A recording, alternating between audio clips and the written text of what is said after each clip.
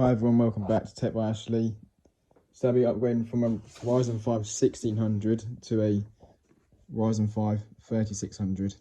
First, let's just get the side panel off and just get everything ready. I'm upgrading the CPU mainly because it's an RTX 3070 and what's in here, Ryzen 5 1600, is not as good anymore with a 3000 series card. The second step would be just get the cooler undone. It's quite tricky doing it with one hand, so it's not too hard though. It's just two little clips that side, which you can see, and this side should just come up really easily. It just comes up quite easily.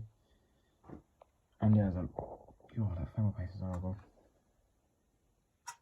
I'm not going to be reusing this. I'm using just a stock cooler for it. I'm going to sell this with the Ryzen 5 1600. Or put it towards another build that I'll probably do in the future. A little bit, just to completely take it out. The second, well, not second step, but after removing the cooler, I got do this hook here and just pop up the CPU, place it to one side, or put it so as you get the CPU out of that box, it's a little plastic box that the CPU is sitting. Just make sure that's sitting there nicely and not bend the pins. The best step is open up the Ryzen 5 3600 and putting it into the B4. So I didn't record it, me actually opening it. It's hard to do with one hand. So we've got the 3600 in box, a sticker that we won't use at all. So that's, like I was saying, that Ryzen 5 1600 should be really placed back into this, just protect it a bit more. Got to mention as well, make sure your BIOS is actually updated to F40 or above for the 3000 CPUs. Otherwise, you get no signal at all. I'll be using until I get my new Arctic liquid cooler. That'll be mounted at the top here. Ryzen 5 3600. So you grab it. Oh, sorry, one hand. So there's a golden arrow on it. That's not focusing. You need to hook it up this. Line it up there with that arrow.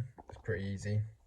Just slots in, no need to push it down or anything, so it just slides right in there. And to actually mount this cooler, all you need to do is take off this one and this one, take the screws out. There'll be a little bracket at the back that holds these screws in. You'll need to keep that to mount. Now we've got all of these taken off. The actual bracket is fallen back a bit, so what I'd suggest doing, what I sometimes always do, I take the back side panel off, put your hand underneath it, slowly screw it down. I would record it, but I actually haven't got a stand or anything, so I'll try and stock CPU coolers actually come with pre-applied thermal paste. I usually use Arctic, but I've actually run out, so this would be fine for about a week. That I would suggest. If you're upgrading your CPU cooler anyways, this should be fine for however long you have it. What you actually got to do when you install this cooler is doing a crisscross pattern. So if you screw it all the way down on one side, this side will usually pop up like that, and it'd be really hard to screw back down. So doing a crisscross pattern, and it'd put less stress actually on the CPU. The cooler's nice and tight, doesn't wiggle at all. All you got to do is grab the actual cable, the CPU fan right there. All it does, plug straight in, and just tuck the cable anywhere, just to hide it a bit. You've actually got a window on this case. The side panel is just completely blank, but I don't really mind about the RGB aesthetic side of the whole computer. So whole build, well, your CPU replacement's actually done. All you gotta do is just plug it in and it should come on. This is not my actual setup. My setup's actually upstairs. I'm just building it down here because it's a lot more wider space and a bit more quiet. Just come up on. Okay, so now everything's actually fully done and the BIOS is updated.